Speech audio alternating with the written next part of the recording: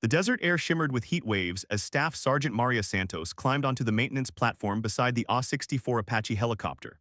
Her tool belt clinked softly against the metal framework as she positioned herself near the aircraft's chin-mounted 30mm chain gun. The massive weapon system gleamed under the harsh Arizona sun, its barrel still warm from the morning's training exercises. Maria had been working on Apache helicopters for 6 years, ever since she'd enlisted in the Army straight out of high school in East Los Angeles. At 24, she'd already earned a reputation as one of the most skilled armament specialists at Fort Huachuca. Her small hands could navigate the complex firing mechanisms with surgical precision, and she could diagnose weapon system malfunctions faster than mechanics with twice her experience. Today's maintenance check was routine. The Apache had returned from a training flight with a minor electrical issue in the gun's targeting system. Captain Rodriguez, the pilot, had reported intermittent power fluctuations during weapon alignment procedures. For most mechanics, this would mean hours of troubleshooting through dozens of potential failure points. For Maria, it usually meant finding the problem within 30 minutes. She pulled on her safety glasses and opened her tablet to review the aircraft's maintenance history. The Apache, tail number 405459, had been in service for 8 years and had deployed twice to Afghanistan. Its logbook showed thousands of flight hours and multiple weapon system overhauls. Maria scrolled through the recent entries, noting patterns in the electrical readings that might point to the current malfunction. The flight line buzzed with activity around her. Other mechanics worked on different aircraft, their voices mixing with the distant sound of helicopters conducting practice maneuvers. The 125 Aviation Regiment maintained a busy training schedule, preparing pilots and crew chiefs for potential deployments. Maria enjoyed the controlled chaos of the maintenance hangar, where skilled professionals worked together to keep America's most advanced attack helicopters mission-ready. As she began removing access panels from the gun turret, Maria's mind wandered to her conversation with her younger brother the night before. Carlos was a senior in high school, considering his options after graduation. He'd asked her about military service, wondering if he should follow her path into the Army. Maria had been honest about both the challenges and rewards of her chosen career. "The work is demanding," she'd told him over their weekly video call. "But you get to work with incredible technology, and you're part of something bigger than yourself. Every aircraft I maintain might save lives downrange." Maria had always been drawn to mechanical work. As a child, she'd helped her father repair cars in their small garage, learning to read diagnostic codes before she could properly read books. Her aptitude for troubleshooting complex systems had impressed her high school shop teachers, but college hadn't seemed financially feasible for her family.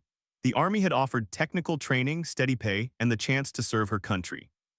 Now, as she traced electrical pathways through the Apache's weapon system, Maria reflected on how much her life had changed since enlistment.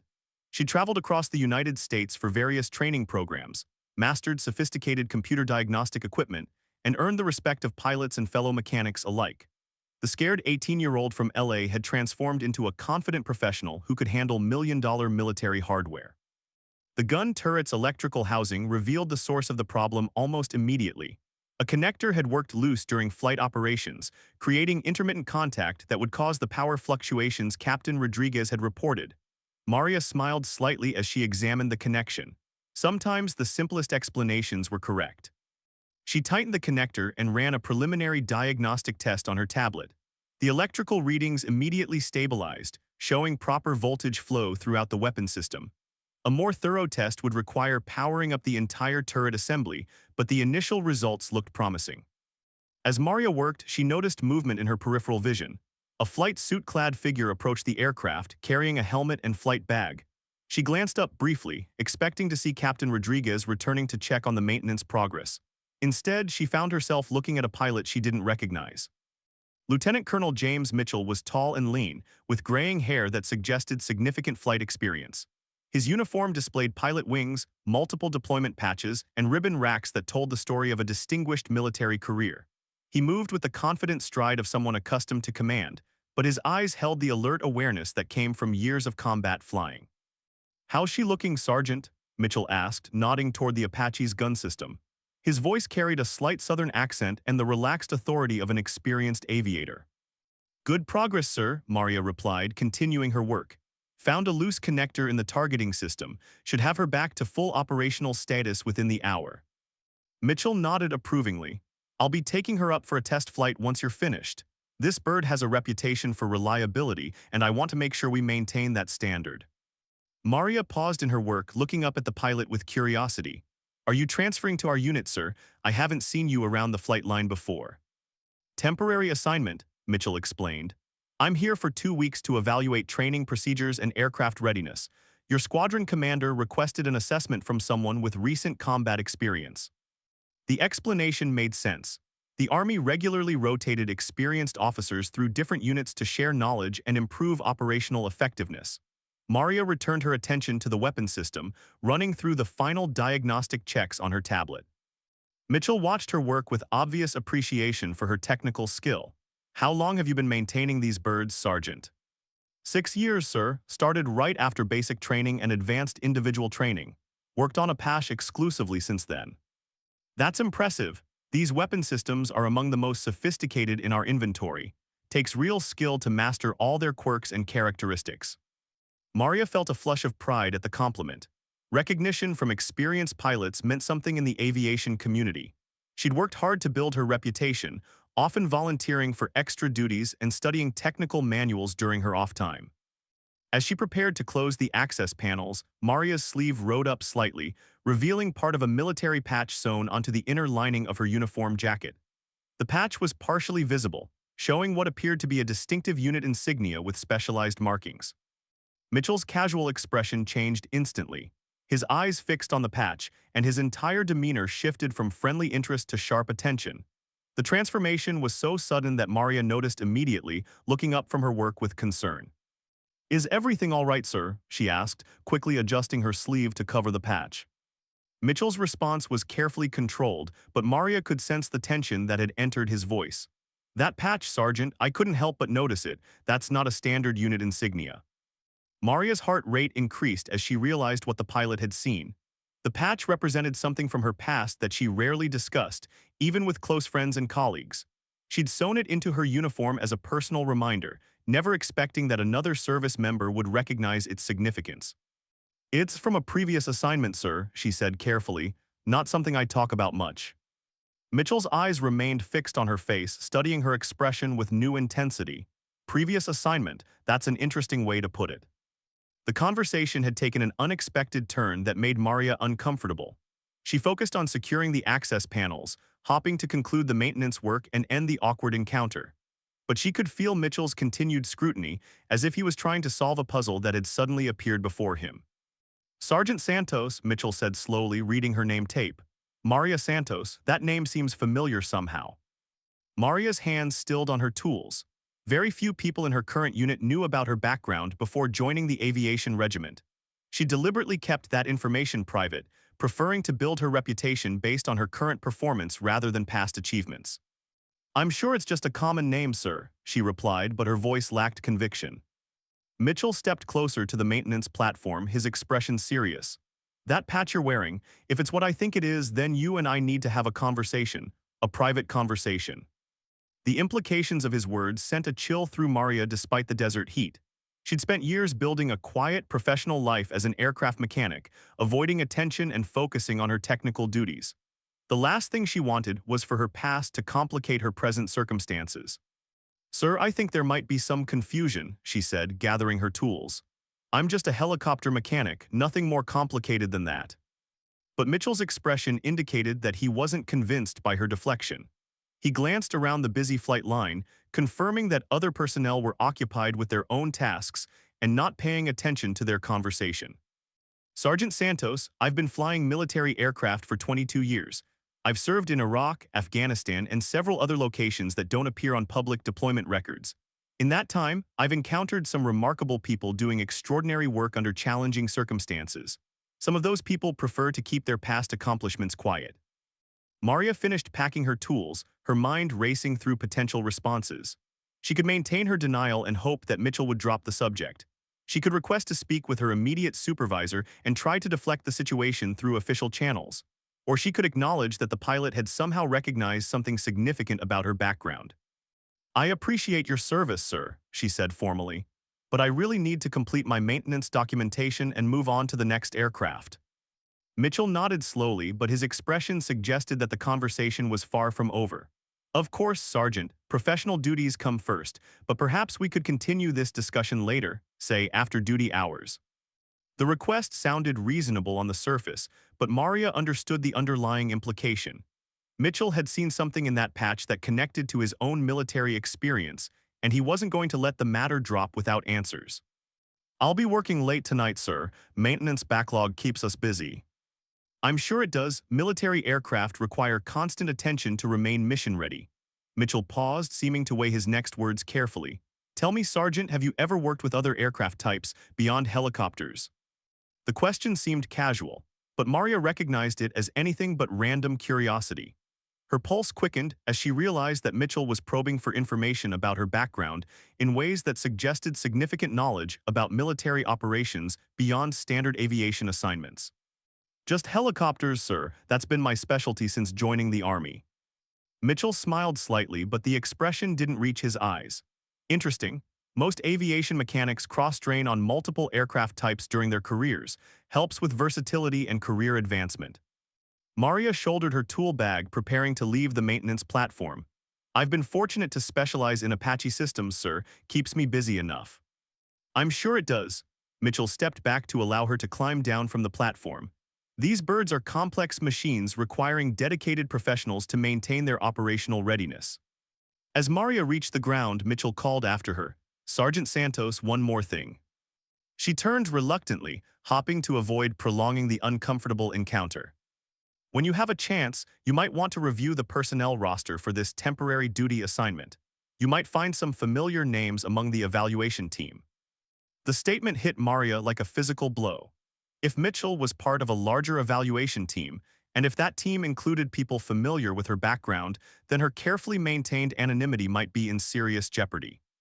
"I'll keep that in mind, sir," she managed to reply. As she walked away from the Apache, Maria's mind raced through the implications of the encounter. She'd spent 6 years building a successful career as an aircraft mechanic, earning respect through hard work and technical competence. Her past accomplishments had been deliberately left behind when she'd requested transfer to a conventional aviation unit. Now, apparently, that past had caught up with her in the form of a pilot whose experience overlapped with classified operations she'd hoped never to discuss again.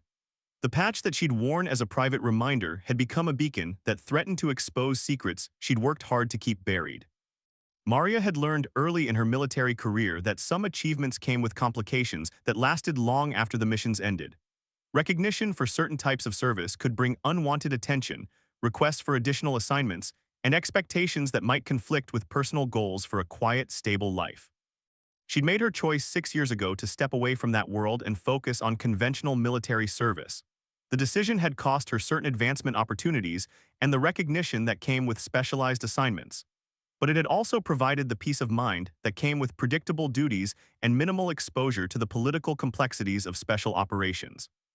As Maria entered the maintenance hangar, she noticed several colleagues working at their stations. The familiar environment of aircraft parts, diagnostic equipment, and technical manuals usually provided comfort and focus. Today, however, she felt distracted by the encounter with Lieutenant Colonel Mitchell and his obvious recognition of something from her past. Chief Warrant Officer Thompson looked up from a parts inventory as Maria approached her assigned workstation. Thompson was a 20-year veteran who supervised the armament section with a combination of technical expertise and practical wisdom. He'd been a mentor to Maria since her arrival at the unit, providing guidance on both professional development and military career management. "How'd the gun system check go, Santos?" Thompson asked. Rodriguez said he was getting intermittent power readings during targeting procedures. "Loose connector in the electrical housing, Chief. Tightened it up and ran diagnostics. Should be good to go for the test flight." Thompson nodded approvingly. "Good work. Simple problems with simple solutions are the best kind. Save the complicated troubleshooting for when we really need it." Maria began updating the aircraft's maintenance records on her computer, documenting the repair and noting the diagnostic test results. The routine paperwork usually helped her transition between different maintenance tasks, providing closure on completed work and preparation for the next assignment. "Chief," she said carefully, "do you know anything about a temporary evaluation team that's supposed to be here for the next couple weeks?" Thompson looked up with interest. "Yeah, I heard something about that from the squadron commander, some kind of operational readiness assessment. Why do you ask?" "Met one of the evaluators today, Lieutenant Colonel Mitchell. He seemed interested in our maintenance procedures." "That's probably a good thing. Shows they're taking a comprehensive look at our operations, not just focusing on pilot performance." Thompson paused, studying Maria's expression. "Something bothering you about the evaluation?" Maria considered how much to share with her supervisor. Thompson had always been supportive and discreet, but involving him in potential complications from her past didn't seem fair. No, Chief, just wanted to make sure I understood what was going on. Don't want to say the wrong thing to the wrong person during an evaluation. Thompson smiled. Santos, you're one of the most professional mechanics in this unit. I wouldn't worry about making a bad impression on any evaluation team. Your work speaks for itself. The reassurance was welcome, but Maria knew that Lieutenant Colonel Mitchell's interest had nothing to do with her current performance as an aircraft mechanic. Something about that patch had connected to his own military experience in ways that suggested knowledge of classified operations. As she completed the maintenance documentation, Maria found herself wondering about Mitchell's background and how it might intersect with her own past assignments. The military special operations community was relatively small, and people with overlapping experience often recognized each other through subtle indicators like unit patches, deployment awards, or shared references to specific missions. Her phone buzzed with a text message from her brother Carlos. Still thinking about what you said about military service. Can we talk more tonight? Maria typed back quickly, working late tonight, how about tomorrow evening? The delay would give her time to think through the conversation with Mitchell and determine whether it might affect her advice to Carlos. If her past was about to become public knowledge within her unit, it could change how she presented military service options to her family. Maria had always been careful to portray her Army career as straightforward technical work that provided good training and steady employment. She'd never mentioned the classified assignments or the reasons why she'd specifically requested transfer to a conventional aviation unit. Her family saw her as a successful mechanic who'd found a stable career path through military service. The reality was more complicated. Maria's technical skills had attracted attention from special operations units early in her career, leading to temporary assignments that utilized her mechanical expertise in unconventional ways. Those assignments had provided valuable experience and recognition from senior officers, but they'd also exposed her to operational environments that she'd ultimately decided to avoid. As she prepared to move to her next maintenance task, Maria noticed movement near the hangar entrance. Lieutenant Colonel Mitchell walked through the doors, accompanied by another officer in flight suit. They appeared to be conducting a walkthrough of the maintenance facility, observing procedures and talking quietly to each other. Maria kept her attention focused on her computer screen, hopping to avoid another encounter.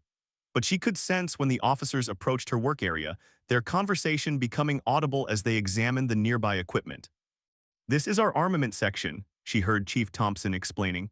"We maintain all weapon systems for the squadron's Apache helicopters. Staff Sergeant Santos is one of our lead specialists for the 30 gun systems." Maria looked up reluctantly as the group approached her workstation. Mitchell's companion was a major wearing pilot wings and a name tape reading Harrison. He appeared younger than Mitchell, but carried himself with similar confidence and professional bearing. "Sergeant Santos," Mitchell said formally, "I'd like you to meet Major Harrison. He's part of our evaluation team and has particular interest in weapon system maintenance procedures." Harrison extended his hand with a friendly smile. "Pleasure to meet you, Sergeant. I understand you've developed quite a reputation for troubleshooting complex armament issues." Maria shook his hand politely. "Thank you, sir, just doing my job to the best of my ability." "That's exactly the kind of professional attitude we like to see," Harrison replied. "Mind if I ask about your background? How did you develop such specialized expertise with Apache weapon systems?" The question seemed innocent enough, but coming from Mitchell's colleague, it felt like another probe into her military history. Maria chose her words carefully. "Standard Army training, sir. Advanced individual training for aircraft armament systems, followed by on-the-job experience and manufacturer technical courses." Harrison nodded. "Impressive. These systems require significant technical knowledge to maintain properly. Any previous experience with similar equipment?" Maria felt the weight of Mitchell's attention as he listened to the exchange. She was certain now that both officers were fishing for information about her background, though she couldn't determine their specific motivations. "No, sir, started with helicopters right after completing my initial training." Chief Thompson interjected helpfully. "Santos has been one of our most reliable mechanics since joining the unit. Always volunteers for complex assignments and consistently produces excellent results." "That's exactly what we like to hear," Harrison said. "Professional dedication and technical competence are the foundations of successful aviation operations." The conversation continued for several more minutes. with Harrison asking detailed questions about maintenance procedures and equipment capabilities. Maria answered professionally while trying to gauge whether the officer's interest was routine evaluation activity or something more focused on her personally. When the group finally moved on to examine other areas of the hangar, Maria felt relieved but remained concerned about the underlying purpose of their questions. Both Mitchell and Harrison had demonstrated knowledge of aviation operations that suggested significant operational experience beyond standard pilot duties. As the afternoon progressed, Maria completed maintenance tasks on 2 additional aircraft, focusing on routine inspections and minor repairs. The familiar work helped calm her nerves and restore her confidence in her professional abilities. Whatever complications might arise from her encounter with Mitchell, her current performance remained solid and unquestionable. Near the end of the duty day, as Maria prepared to secure her tools and complete final paperwork, Chief Thompson approached with a thoughtful expression. "Santos, got a minute, want to talk to you about something." She followed him to his office, a small space lined with technical manuals and maintenance scheduling boards. Thompson closed the door and gestured for her to sit in the chair across from his desk. "Those evaluation officers were asking some pretty specific questions about you," he began. "More specific than I'd expect for a routine operational assessment." Maria's stomach tightened. "What kind of questions, Chief?" "Background information, training history, previous assignments. Things that made me wonder if this evaluation is really about our maintenance procedures or if there's something else going on." Thompson leaned back in his chair, studying her face carefully. "Santos, you've been one of my best mechanics for 3 years. Never had a single complaint about your work or your professionalism, but I get the feeling there's more to your military background than you've shared." Maria felt trapped between competing loyalties. Thompson deserved honesty from his subordinates, but her past assignments had included non-disclosure agreements that remained in effect. She couldn't discuss classified operations without potentially violating federal law. "Chief, there are some things about my previous service that I'm not able to discuss. Nothing that affects my current performance, but certain assignments included security restrictions that are still in place." Thompson nodded slowly. "Figured it might be something like that. Military has all kinds of compartmentalized operations that people can't talk about afterward." He paused, seeming to weigh his next words. "Here's what I want you to know. Whatever your background includes, it doesn't change how I evaluate your current performance. You're a good soldier and a skilled mechanic. If these evaluation officers have questions about your past, that's between you and them." The support was exactly what Maria needed to hear. "Thank you, Chief, I appreciate that. Just remember, if this situation develops into something that affects your ability to do your job, I need to know about it. My responsibility is to maintain unit readiness and take care of my people." Maria nodded. "Understood, Chief. I'll keep you informed if anything develops." As she left Thompson's office, Maria reflected on her supervisor's practical wisdom. Military careers often included classified assignments that created ongoing complications for personnel. Experienced leaders understood these realities and focused on current performance rather than dwelling on past operations that couldn't be discussed openly. But Maria also knew that Lieutenant Colonel Mitchell's recognition of her patch suggested something beyond routine background curiosity. His knowledge of whatever that insignia represented indicated operational experience that overlapped with her own classified assignments. The implications of that overlap remained unclear, but they made her increasingly uncomfortable. As she secured her tools and prepared to leave the hangar, Maria noticed that the evaluation team's vehicle remained parked outside. Apparently, Mitchell and Harrison were conducting an extended assessment that might continue into the evening hours. She hoped to avoid any additional encounters while leaving the facility. Walking toward the parking area, Maria considered her options for addressing the situation. She could try to ignore Mitchell's interest and hope that the evaluation team would complete their assessment without further complications. She could proactively approach Mitchell to determine his specific concerns and address them directly, or she could seek guidance from her chain of command about how to handle inquiries related to her classified background. Each option carried potential risks and benefits. Ignoring the situation might allow it to escalate in ways that could damage her career or compromise operational security. Confronting Mitchell directly could provide clarity, but might also reveal information that she wasn't authorized to discuss. Involving her command structure would protect her from individual pressure, but might draw unwanted institutional attention to her background. As Maria reached her car, she realized that Lieutenant Colonel Mitchell was approaching from the direction of the squadron headquarters building. He walked with purposeful strides that suggested he'd been waiting for an opportunity to speak with her privately. Sergeant Santos, he called, do you have a few minutes? There's something I'd like to discuss. Maria's heart rate increased as she realized that the conversation she'd been dreading was about to become unavoidable. Maria stood beside her car, keys in hand, as Lieutenant Colonel Mitchell approached. The late afternoon sun cast long shadows across the parking area, and most of the base personnel had already departed for the day.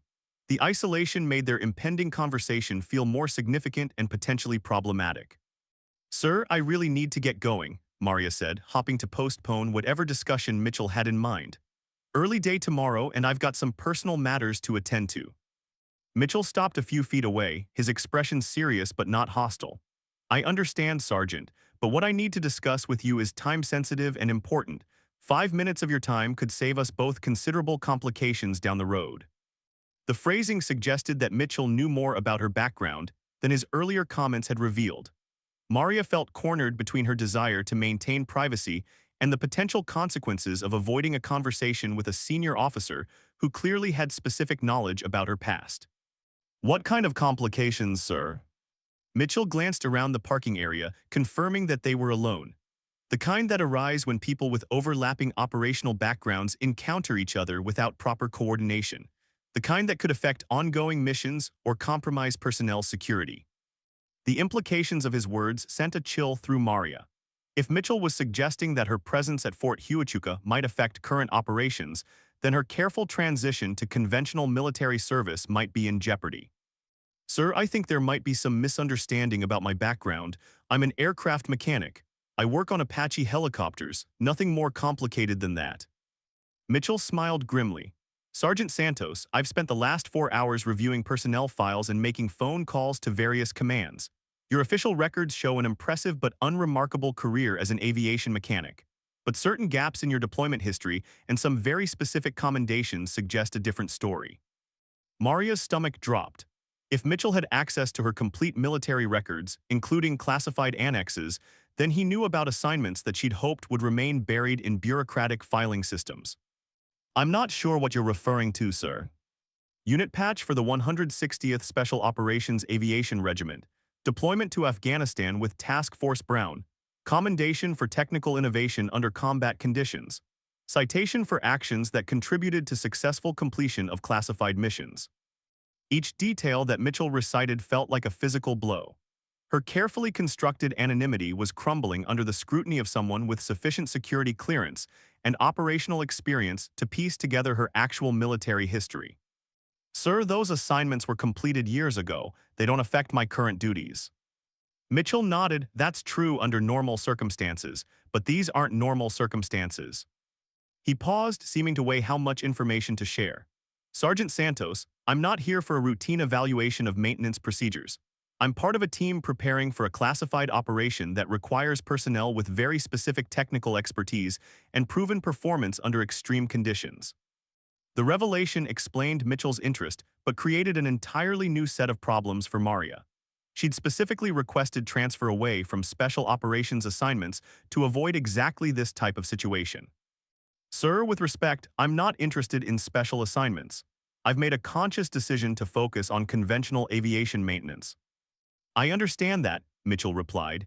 Your transfer requests and career progression show a clear preference for standard unit assignments, but sometimes national security requirements override personal preferences. Maria felt trapped between her desire for a quiet military career and the implications of refusing to cooperate with senior officers on matters involving national security. The conversation was heading in directions that could force her to choose between personal goals and professional obligations. What exactly are you asking me to do, sir? Mitchell looked around the parking area again before responding. Right now, I'm just asking you to confirm information that we already possess and to consider participating in a mission briefing. No commitments beyond listening to what we need and determining whether you're willing to help. The request sounded reasonable, but Maria understood the dynamics of military special operations. Once personnel became involved in planning phases, it became increasingly difficult to decline actual participation without damaging relationships and career prospects. When would this briefing take place? Tomorrow evening after normal duty hours. Secure facility, limited attendance, complete information about the mission requirements. Maria weighed her options. Attending a briefing didn't necessarily commit her to participating in whatever operation Mitchell's team was planning, but it would provide information about why her background had attracted their attention and what specific skills they needed. Sir, I want to be clear about something. I transferred to this unit specifically to avoid special operations assignments. I have personal reasons for preferring conventional military service. Mitchell nodded understandingly. I respect that, Sergeant. Military service should provide opportunities for people to find roles that match their personal and professional goals. But sometimes critical national security needs require us to ask exceptional people to accept exceptional responsibilities. The appeal to patriotic duty was exactly what Maria had expected, and exactly what made her situation so difficult. She joined the army to serve her country, and her technical skills had proven valuable in ways that exceeded her original expectations. But she'd also learned that exceptional capabilities could lead to exceptional risks and ongoing complications that affected personal life in ways that extended far beyond military service. I'll attend the briefing, she said finally, but I'm not making any commitments beyond that. Fair enough, that's all we're asking for right now. Mitchell pulled a business card from his pocket and handed it to Maria. The card contained only a phone number and an email address, with no unit identification or official logos. Contact information for scheduling. Call that number tomorrow afternoon and we'll arrange the meeting details. As Mitchell turned to leave, Maria called after him. Sir, how did you recognize that patch? It's not exactly common knowledge. Mitchell paused and looked back at her. Because I wore the same one, Sergeant. Different time frame, different missions, but same unit. That's how I knew what it represented and why your technical expertise might be relevant to our current requirements. The revelation explained Mitchell's knowledge, but raised new questions about the operation his team was planning. If they needed personnel with 160th SOAR experience, then whatever mission they were preparing involved aviation assets and technical requirements that exceeded standard military capabilities. As Mitchell walked away, Maria stood in the parking lot trying to process the implications of their conversation. Her past had caught up with her in ways that threatened to disrupt the stable, predictable career path she'd worked to establish. But she also felt a reluctant curiosity about why her specific background might be needed for a current operation. Maria drove home through the familiar streets of Sierra Vista, the small town adjacent to Fort Huachuca that housed many of the base's military personnel and civilian employees. The desert landscape and quiet residential neighborhoods usually provided a sense of peace and normalcy after busy days working with complex military equipment. Tonight, however, her mind remained focused on the conversation with Mitchell and its potential consequences. Her apartment was a modest one-bedroom unit in a complex that catered to junior military personnel. Maria had deliberately chosen simple accommodations that reflected her desire for an uncomplicated lifestyle. The furniture was functional rather than fashionable, and the decorations were minimal. She'd created a space that could be easily maintained and quickly vacated if military assignments required relocations. After changing into civilian clothes, Maria made dinner and tried to focus on routine evening activities. But her thoughts kept returning to Mitchell's comments about national security requirements and exceptional responsibilities. She'd hoped that her transfer to conventional aviation maintenance would provide insulation from the high-stakes world of special operations. Apparently, that insulation was more fragile than she'd believed. Her phone rang as she finished eating. The caller ID showed her brother Carlos, reminding her of their postponed conversation about military service options. Hey Maria, still working late? No, just got home a little while ago. Sorry about postponing our talk. No problem, I figured military schedules could be unpredictable. Carlos's voice carried the enthusiasm of a teenager exploring adult possibilities.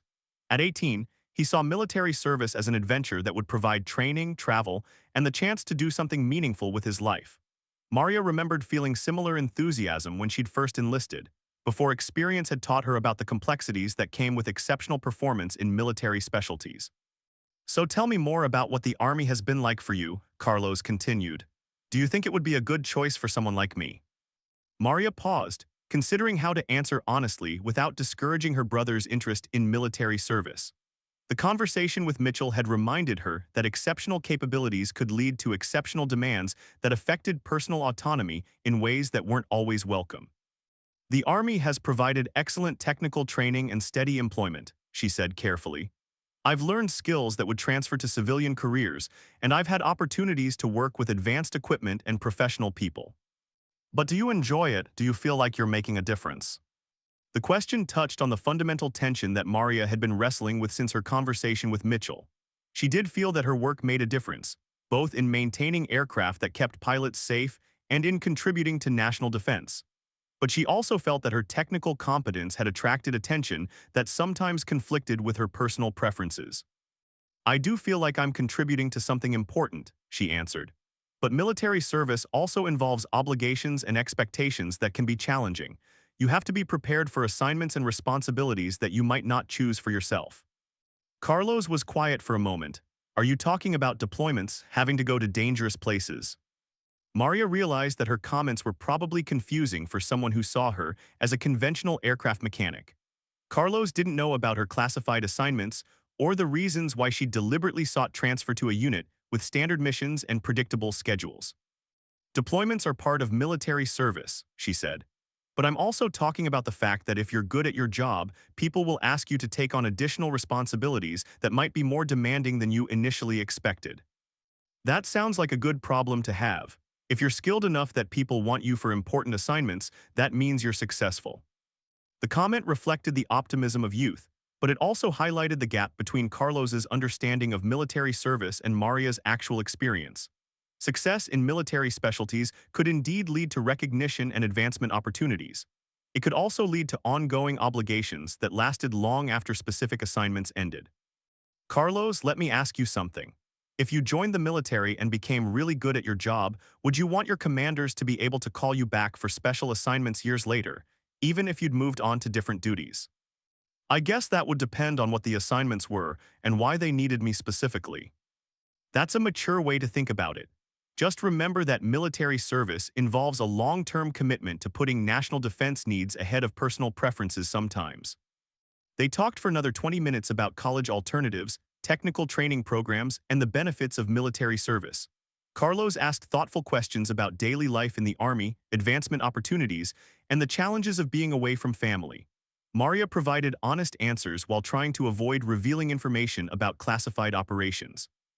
After ending the call with her brother, Maria reflected on the advice she'd given him. The military had indeed provided excellent training and career opportunities that she wouldn't have had otherwise. But it had also created ongoing obligations that periodically disrupted her attempts to build a simple, predictable life. As she prepared for bed, Maria thought about the briefing that Mitchell had requested.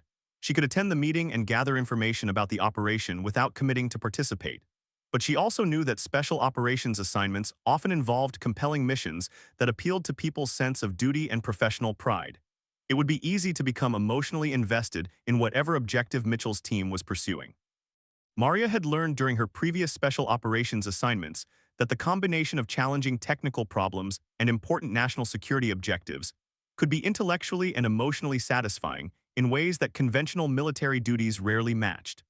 The downside was that such assignments also involved risks and responsibilities that extended far beyond normal military service. She set her alarm for the usual early morning hour and tried to focus on sleep. Tomorrow would bring another day of routine maintenance work on Apache helicopters, followed by an evening conversation that might change the trajectory of her military career. The uncertainty was unsettling, but Maria had learned that uncertainty was a constant feature of military life. The next morning brought clear skies and the prospect of busy day on the flight line. Maria arrived early and reviewed the maintenance schedule for her section. 3 aircraft required routine inspections, one needed a weapon system calibration, and another was scheduled for a major component replacement. The workload would keep her section busy throughout the day and hopefully provide enough focus to avoid dwelling on her upcoming conversation with Mitchell. Chief Thompson was already in his office when Maria checked in for duty. His early presence usually indicated either complicated maintenance problems or administrative issues that required immediate attention. "Morning, Santos, how are you feeling today?" The question seemed routine, but Maria detected subtle concern in Thompson's voice. She wondered whether the evaluation team had asked additional questions about her background or whether Thompson had learned more about their specific interests. "Good to go, Chief. Ready to tackle that weapons calibration on 459. "Excellent, that bird's been showing slight drift in the targeting alignment. Probably needs sensor recalibration, but it could be a mechanical issue with the turret assembly." They discussed technical details and maintenance schedules for several minutes, covering the day's priorities and resource allocation. But Maria sensed that Thompson had additional concerns that he wasn't voicing directly. Chief, is everything okay? You seem a little distracted this morning. Thompson leaned back in his chair and studied her expression. Got a call yesterday evening from the squadron commander. Apparently, that evaluation team has requested access to detailed personnel records for several mechanics, including yours. Maria's stomach tightened. What kind of access, Chief? The kind that requires security clearances and command approval. The kind that suggests they're not just evaluating our maintenance procedures. The information confirmed Maria's fears about the direction of Mitchell's interest. If his team was requesting classified personnel information, then they were serious about recruiting her for whatever operation they were planning. Any idea what they're looking for specifically? Thompson shook his head. Squadron commander didn't share details, but he asked me to ensure that our maintenance operations continue normally regardless of any additional requirements from the evaluation team. He seemed concerned about minimizing disruption to our primary mission. The guidance provided some reassurance that Maria's chain of command would prioritize unit readiness over external demands for personnel. But it also suggested that the evaluation team's requests were significant enough to warrant command attention. I understand, Chief. Normal operations, minimal disruption. Exactly. Whatever interest these officers have in our people or our procedures, our job is to keep aircraft mission-ready and maintain professional standards. As Maria began her daily maintenance tasks, she reflected on Thompson's comments and their implications for her upcoming conversation with Mitchell. Her immediate chain of command seemed supportive and focused on protecting unit operations from external complications. But she also understood that certain national security requirements could override local command preferences. The weapons calibration on aircraft 459 proceeded smoothly, with Maria identifying and correcting minor sensor alignment issues that had been causing targeting drift. The technical work provided familiar satisfaction and helped maintain her focus on immediate responsibilities rather than evening uncertainties. During lunch break, Maria called the number on Mitchell's business card to arrange their meeting. A professionally neutral voice answered after 2 rings. This is Sergeant Santos. Lieutenant Colonel Mitchell asked me to call about scheduling a briefing. Good afternoon, Sergeant. We have you on the calendar. Building 47, Room 12, 1900 hours tonight. Bring military ID and be prepared for security screening. The location was an administrative building that housed various staff functions and occasionally served as a meeting space for visiting personnel. Maria had been there before for professional development classes and administrative appointments. Anything specific I should bring or prepare for? Just your ID and an open mind, duration approximately 2 hours. The call ended abruptly, leaving Maria with more questions than answers about the evening's agenda. The security screening requirement suggested that classified information would be discussed, which meant that whatever Mitchell's team was planning involved operations or capabilities that exceeded unclassified military activities. Maria spent the remainder of the afternoon completing routine maintenance tasks while trying to prepare mentally for the evening briefing. She considered various scenarios for how the conversation might develop and how she would respond to different types of requests or assignments. As duty hours ended, Maria secured her tools and completed final paperwork with unusual attention to detail. If the evening's conversation led to temporary assignment away from the unit, she wanted to ensure that her current responsibilities were properly documented for whoever might assume them. Chief Thompson approached as she prepared to leave for the day. Santos, everything squared away for tomorrow. Yes, Chief, all maintenance actions documented, next day's priorities identified, tools secured. Good, I don't know what that meeting tonight is about, but I want you to remember something important. Maria looked at him expectantly. You're a good soldier and a skilled mechanic. Whatever anyone asks you to do, make sure it's something you can live with afterward. Military service involves obligations, but it shouldn't require you to sacrifice your personal integrity or long-term well-being. The advice was exactly what Maria needed to hear. Thompson's words reminded her that she had the right to make informed decisions about her career path, even when responding to requests from senior officers. Thank you, Chief. I appreciate that guidance. As Maria walked toward Building 47, she reflected on the path that had brought her to this moment. 6 years ago, she'd been a young soldier eager to prove herself in challenging assignments. Tonight, she was a seasoned professional who understood both the rewards and the costs of exceptional military service. The evening sky was clear and filled with stars as Maria approached the designated meeting location. Whatever Mitchell's team had planned, and whatever decisions she made about participating, she was determined to make choices that honored both her military obligations and her personal values. Building 47 appeared largely empty except for security lighting and the occasional movement of personnel in administrative offices. Maria located room 12 and knocked on the door at precisely 1900 hours. Lieutenant Colonel Mitchell answered the door, now wearing civilian clothes but maintaining his military bearing. "Sergeant Santos, thank you for coming. Please come in." The room was set up as a small conference area with a table, several chairs, and projection equipment. Major Harrison was present, along with two other officers whom Maria didn't recognize. All were dressed in civilian clothes, which reinforced the classified nature of their gathering. "Sergeant, I'd like you to meet Colonel Anderson and Major Kim," Mitchell said, indicating the additional officers. "They're part of our planning team." Colonel Anderson was an older officer with silver hair and the confident demeanor of someone accustomed to significant command responsibilities. Major Kim appeared to be in her early 30s, with alert eyes that suggested intelligence background rather than operational experience. "Please have a seat," Anderson said, gesturing toward a chair facing the projection screen. "We appreciate you taking the time to hear what we have to say." As Maria sat down, she noticed that security protocols were clearly in effect. The room had been swept for electronic devices, and all attendees had presumably undergone background checks appropriate for classified discussions. "Before we begin," Anderson continued, "I want to emphasize that everything discussed in this room is classified at the secret level.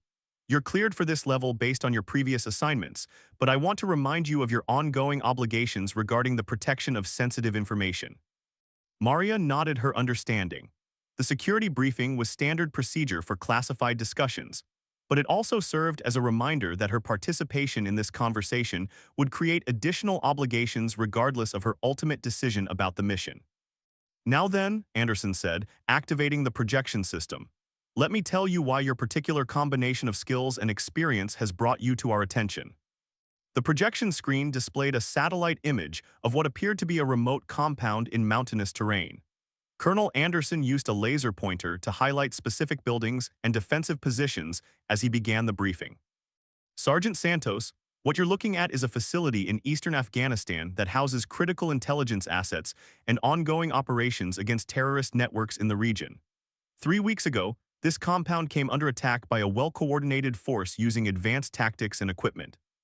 Maria studied the image, noting the compound's isolation and the defensive arrangements that suggested high-value operations.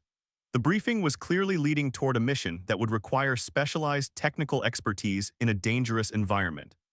"The attack was repelled," Anderson continued, "but it caused significant damage to the facility's defensive systems, including the weapon platforms that protect against aerial threats.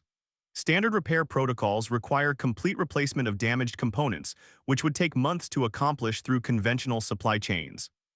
Major Kim activated the next slide, showing detailed photographs of damaged equipment. Maria immediately recognized components from various helicopter weapon systems, though configured in ways that differed from standard aircraft installations. "This is where your expertise becomes relevant," Kim said. "The damaged systems include modified Apache weapon platforms that were adapted for ground-based defensive applications. The modifications were performed by previous technical specialists, but those personnel are no longer available for emergency repairs." Maria studied the photographs, noting the creative engineering that had been used to adapt aircraft weapons for fixed installations. The work showed sophisticated understanding of both mechanical systems and tactical requirements. "What happened to the previous specialists?" Maria asked. Anderson's expression became somber. "2 were killed in the attack, 1 was severely wounded and evacuated for medical treatment. The 4th completed his tour and returned to civilian life 6 months ago." The explanation highlighted the risks involved in the type of assignment that appeared to be developing. Maria appreciated the honesty about casualties, but felt concerned about becoming involved in an operation that had already cost lives. "The facility must be restored to full defensive capability within 6 weeks," Anderson continued. "Intelligence indicates that the terrorist groups responsible for the attack are planning a follow-up assault designed to coincide with reduced defensive capabilities." Lieutenant Colonel Mitchell stepped forward with the next slide, showing technical diagrams of the weapon systems requiring repair. "Sergeant Santos, we've reviewed your maintenance records and spoken with people familiar with your previous work. Your combination of Apache weapon system expertise and demonstrated ability to improvise solutions under combat conditions makes you uniquely qualified for this assignment. Maria examined the technical diagrams, recognizing challenges that would require creative problem-solving and extensive hands-on work. The damaged systems appeared to need both component replacement and engineering modifications to restore functionality. Sir, these modifications look extensive. Are we talking about field-expedient repairs or complete system rebuilds? Something between the two, Mitchell replied. The original installations required 6 months of engineering work and specialized manufacturing. We need you to accomplish equivalent results in 6 weeks using available resources and your technical expertise. The timeline seemed almost impossible for the scope of work shown in the diagrams. Maria had performed emergency repairs under combat conditions before, but always on standard systems with readily available parts and documentation. What resources would be available for this work? Major Kim activated another slide showing logistics information. Complete machine shop facilities, electronic test equipment, and a supply line for standard Apache components. Additionally, you'd have a team of local technicians who assisted with the original installations. Local technicians. Afghan nationals who worked with our previous specialists. They understand the basic systems but lack the expertise to perform complex diagnostics and repairs independently. Maria appreciated the clarification, but felt concerned about working with personnel whose backgrounds and capabilities she couldn't evaluate in advance. Successful completion of complex technical work required trusted collaboration with skilled team members. How large is the technical team? 4 local technicians plus 1 U.S. Army electronics specialist who would assist with diagnostic equipment and testing procedures. Colonel Anderson resumed control of the briefing with information about operational security and force protection. The facility is defended by a company of special operations personnel with air support available from nearby bases. Recent intelligence suggests that terrorist activity in the region has increased, but our defensive capabilities remain substantial. The security information provided some reassurance, but Maria understood that no defensive measures could eliminate risks entirely. Working in Afghanistan involved inherent dangers that exceeded anything she might encounter at installations within the United States. What would be my specific responsibilities and authority structure? You would serve as the senior technical specialist for weapon system restoration, Anderson replied.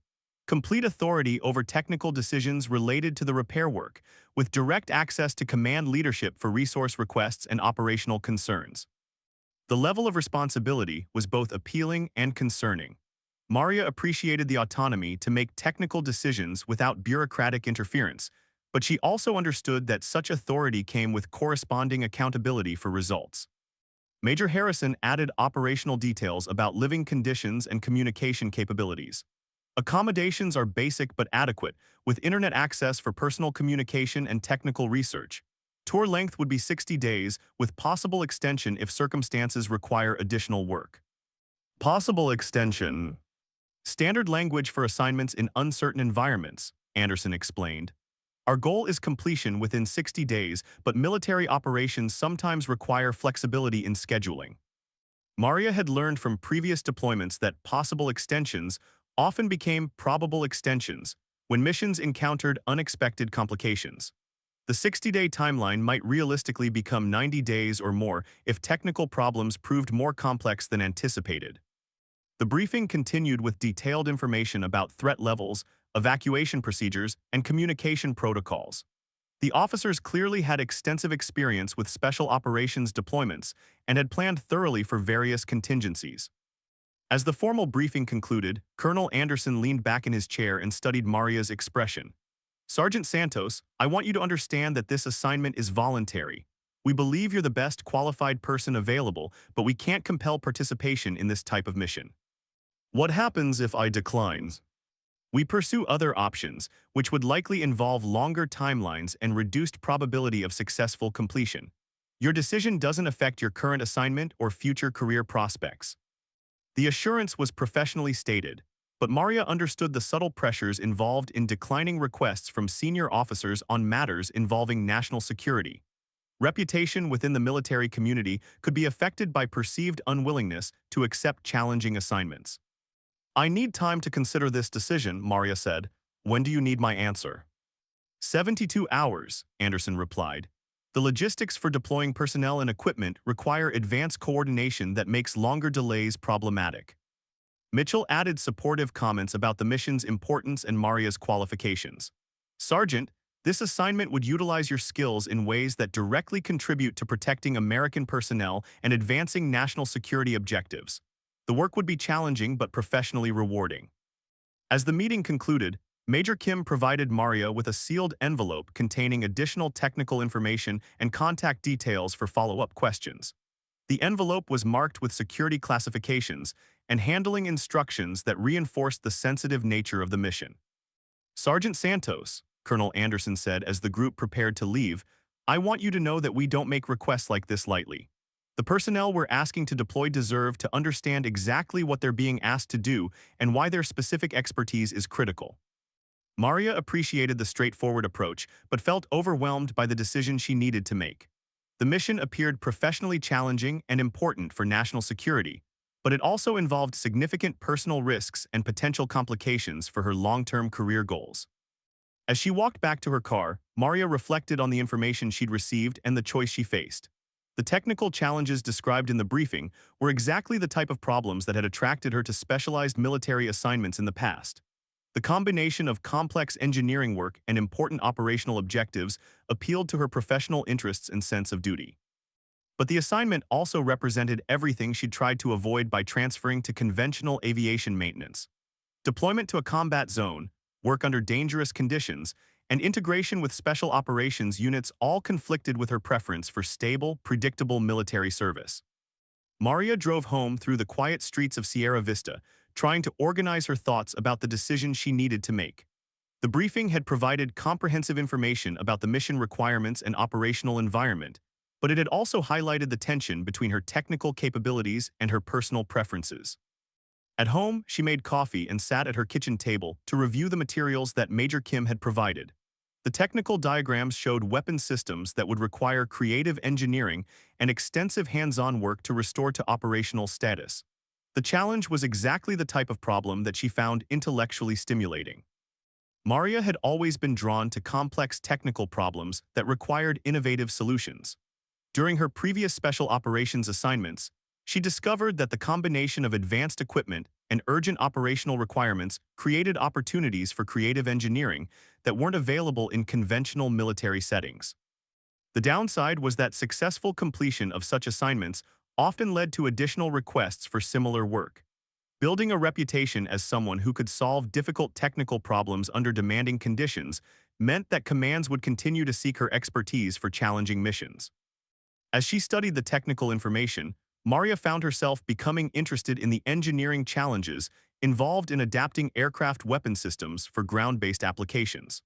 The work would require understanding both the original equipment design and the tactical requirements of the defensive installation. But she also thought about her conversation with her brother Carlos and her advice about military service involving obligations that might conflict with personal preferences. This assignment was exactly the type of situation she'd been describing, where technical competence created expectations for accepting responsibilities that exceeded normal military duties. Maria's phone rang as she finished reviewing the technical materials. The caller ID showed Chief Thompson's number, which was unusual for evening hours. Evening, Chief, is everything okay? Hey, Santos, sorry to bother you at home, but I wanted to give you a heads up about something. Got another call from the squadron commander about that evaluation team. Maria's pulse quickened. What kind of call? They've submitted a formal request for temporary assignment of personnel to support a classified operation. The commander wanted to know if our maintenance section could handle reduced staffing levels if certain specialists were reassigned. The information suggested that Mitchell's team was moving forward with personnel requests regardless of individual decisions about participation. Maria realized that her choice might be between volunteering for the assignment or being voluntarily assigned through official channels. Did the commander mention specific personnel? Not directly, but he asked about our most experienced armament specialists and how we would manage their temporary absence. It doesn't take much imagination to figure out who they're interested in. Thompson's call provided useful intelligence about the institutional pressures that might affect her decision. If the squadron commander was already considering how to accommodate her temporary assignment, then declining the mission might only delay the inevitable rather than avoiding it entirely. Thanks for the heads up, Chief. I appreciate you keeping me informed. Santos, remember what I told you about making decisions you can live with. Military service involves obligations, but you still have some control over how you respond to those obligations. After ending the call with Thompson, Maria considered the evolving situation and her available options. The formal request for personnel suggested that her participation in the mission was becoming less optional and more inevitable. The question was whether to volunteer and maintain some control over the circumstances or wait for official assignment through command channels. Maria had learned during her military career that volunteering for challenging assignments often provided better preparation time and more favorable terms than waiting for involuntary assignment. Officers appreciated personnel who stepped forward for difficult missions, and volunteers typically received more comprehensive briefings and support. But she also valued the principles that had led her to seek transfer away from special operations assignments. Her preference for conventional military service reflected genuine personal goals that didn't automatically become invalid when faced with national security requirements. As she prepared for bed, Maria thought about the advice she would give to someone else facing a similar decision. The rational approach would involve evaluating the mission requirements against personal capabilities and goals, considering the long-term implications of various choices, and making a decision based on careful analysis rather than emotional reactions. Applied to her own situation, that approach suggested several important considerations. She was genuinely qualified for the technical work described in the briefing. The mission appeared to serve important national security objectives that aligned with her military oath and personal values.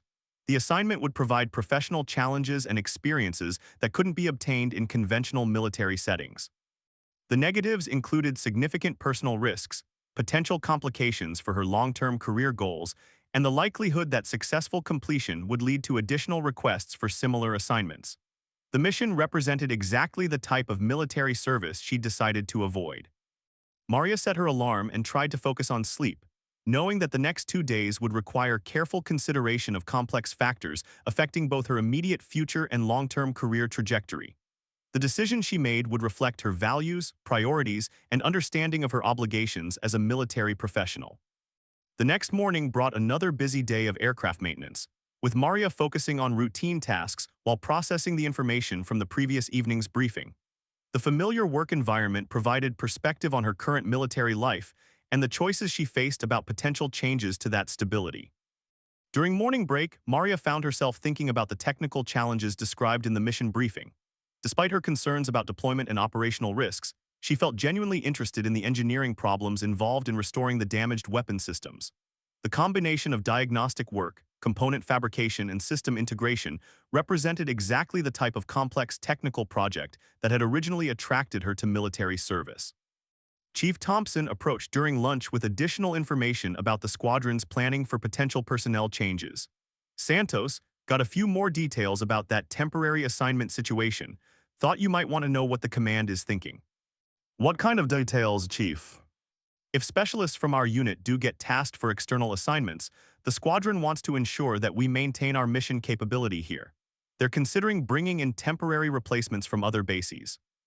The information suggested that the command was taking the personnel request seriously and planning for extended absences rather than short-term detachments. Maria interpreted this as indication that her potential assignment would likely last longer than the 60 days mentioned in the briefing. Any timeline for when decisions need to be made? Soon, the way the commander was talking, it sounds like personnel movements would happen within the next week or two.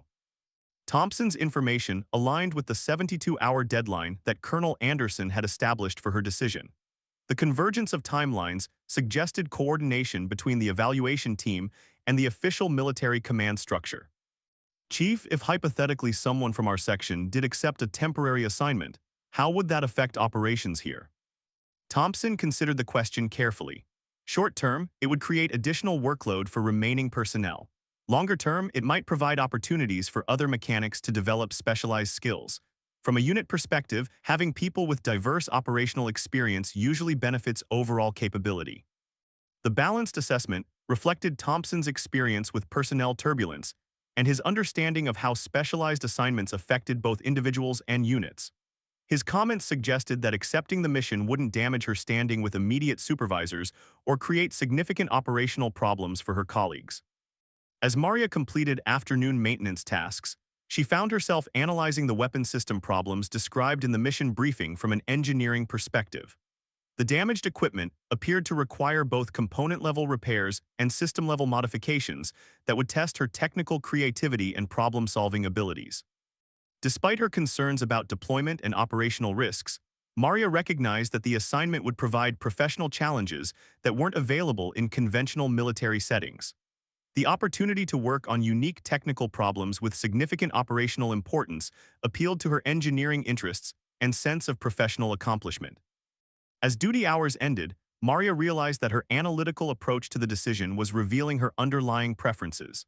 Her focus on technical challenges and professional opportunities suggested that she was more interested in the mission than she'd initially acknowledged.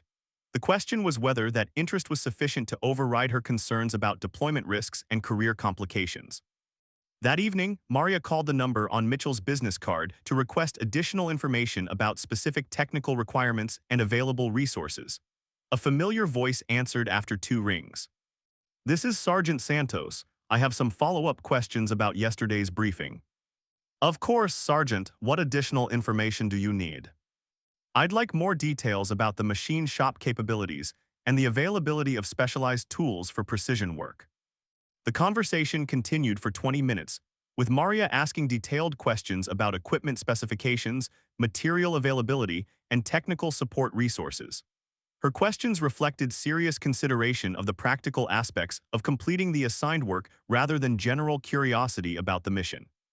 As the call concluded, Maria realized that her focus on implementation details indicated that she was already mentally preparing to accept the assignment.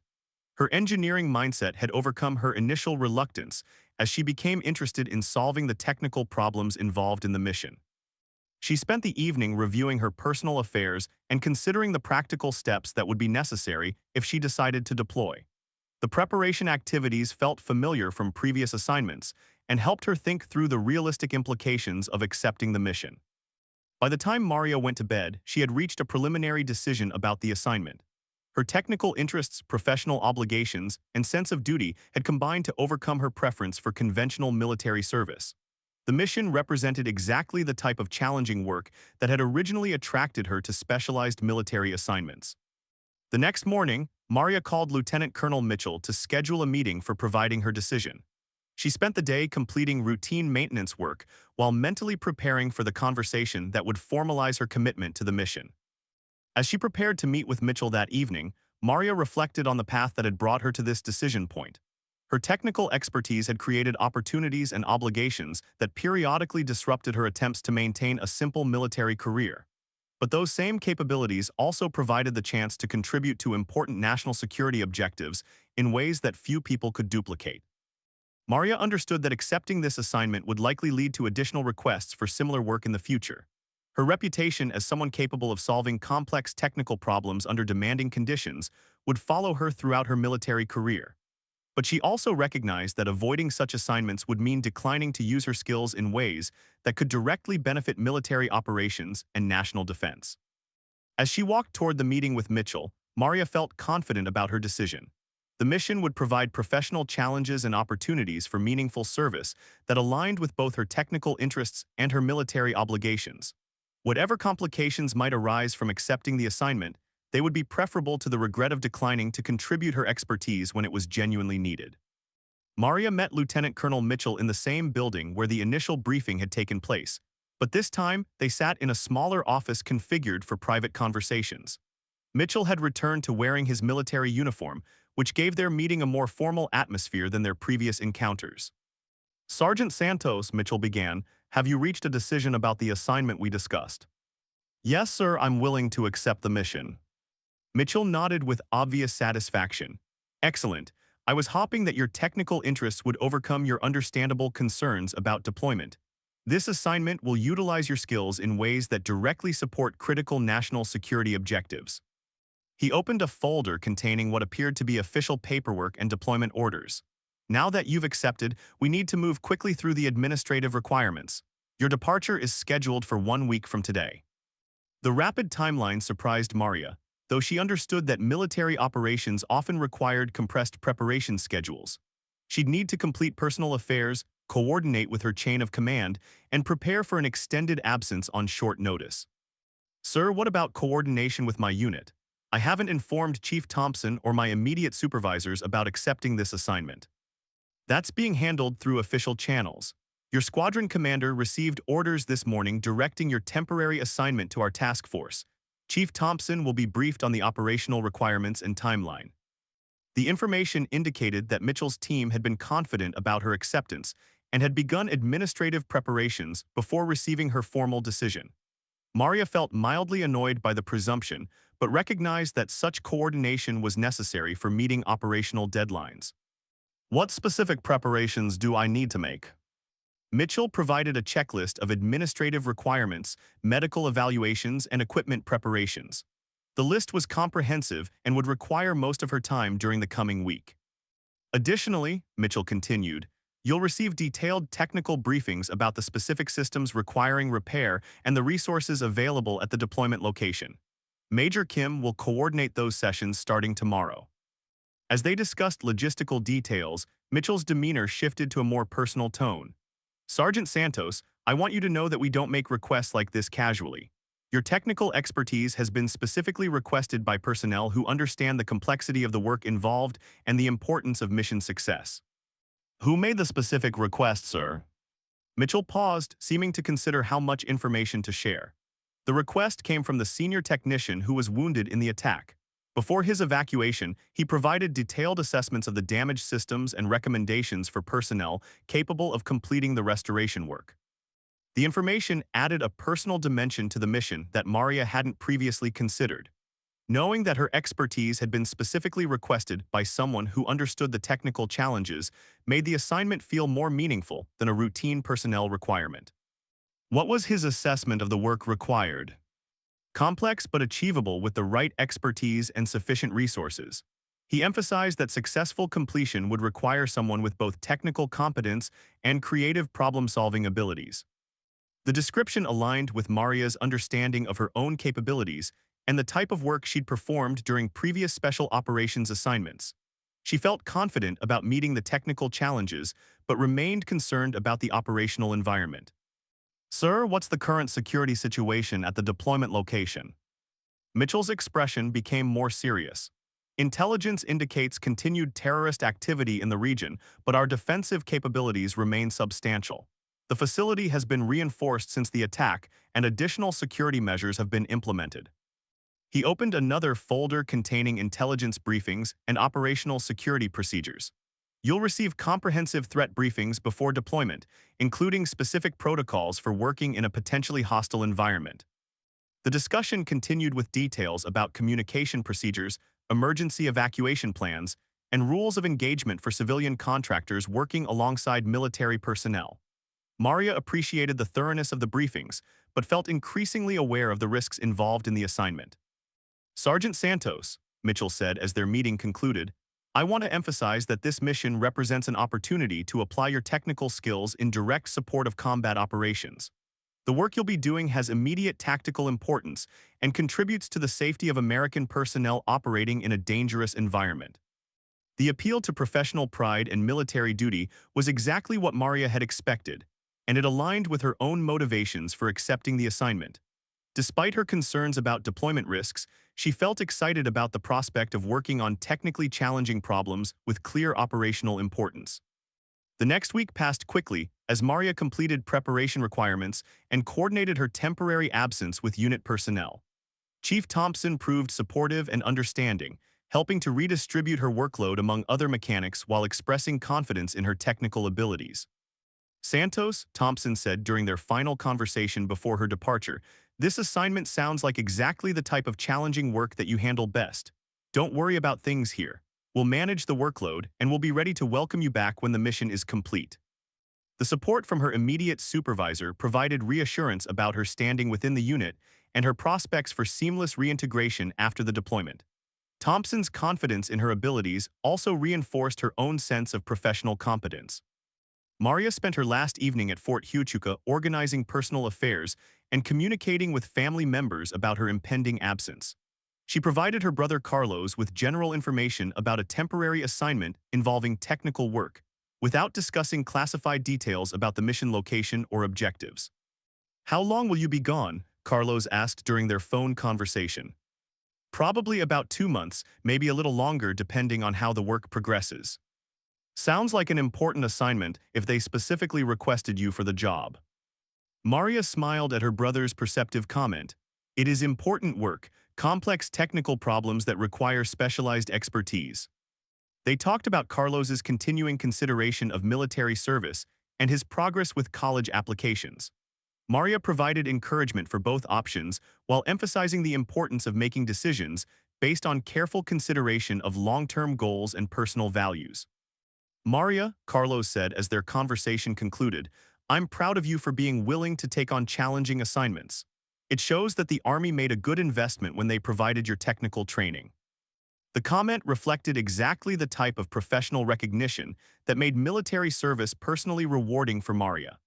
Knowing that her family understood and appreciated her technical contributions provided emotional support for facing the uncertainties of deployment. The flight to Afghanistan involved multiple stops and connection delays that provided time for reading technical manuals and reviewing mission briefings. Maria studied diagrams of the damaged weapon systems and familiarized herself with the modifications that had been made to adapt Apache components for ground-based defensive applications.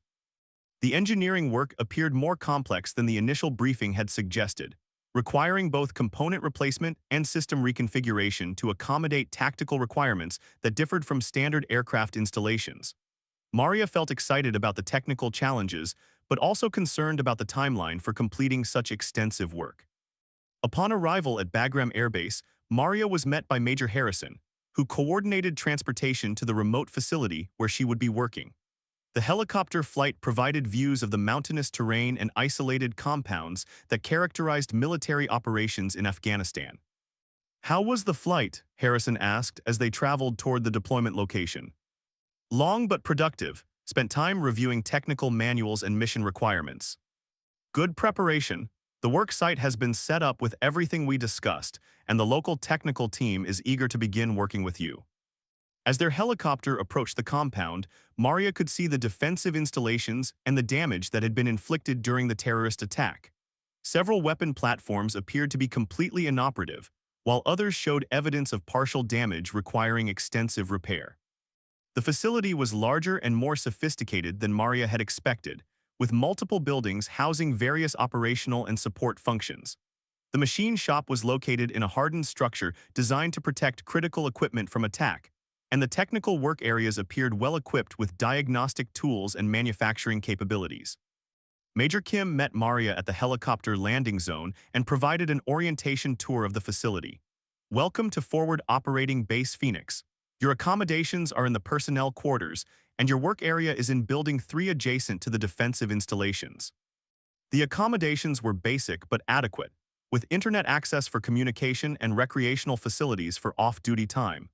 Maria appreciated the efforts that had been made to provide reasonable living conditions in such a remote and potentially dangerous location. "The local technical team is assembled in the work area," Kim continued.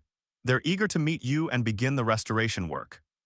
Maria's first meeting with the Afghan technicians was conducted through an interpreter, though several team members demonstrated basic English skills.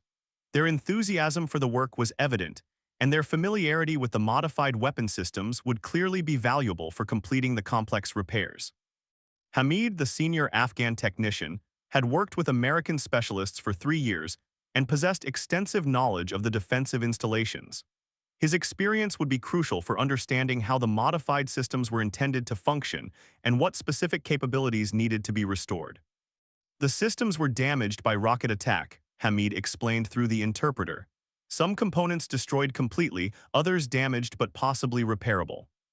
Maria examined the damaged equipment and began developing preliminary repair plans based on available resources and replacement components. The work would require both precision repair of damaged parts and creative engineering to restore functionality with modified configurations. Sergeant First Class Rodriguez, The U.S. Army electronics specialist assigned to assist with diagnostic work proved to be a skilled technician with experience maintaining complex military equipment.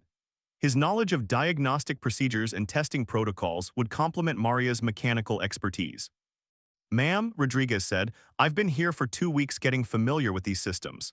They're definitely unique applications of standard equipment, but the engineering work was solid. Should be repairable with the right expertise and sufficient time. The assessment was encouraging, though Maria remained concerned about the 60-day timeline for completing such extensive restoration work. She spent the first 3 days conducting comprehensive damage assessments and developing detailed repair plans for each affected system. The work progressed steadily during the first week, with Maria and her team successfully restoring 2 of the less severely damaged weapon platforms. The combination of her technical expertise, Rodriguez's diagnostic skills, and the local team's familiarity with the installations proved highly effective for troubleshooting complex problems and implementing creative solutions. But the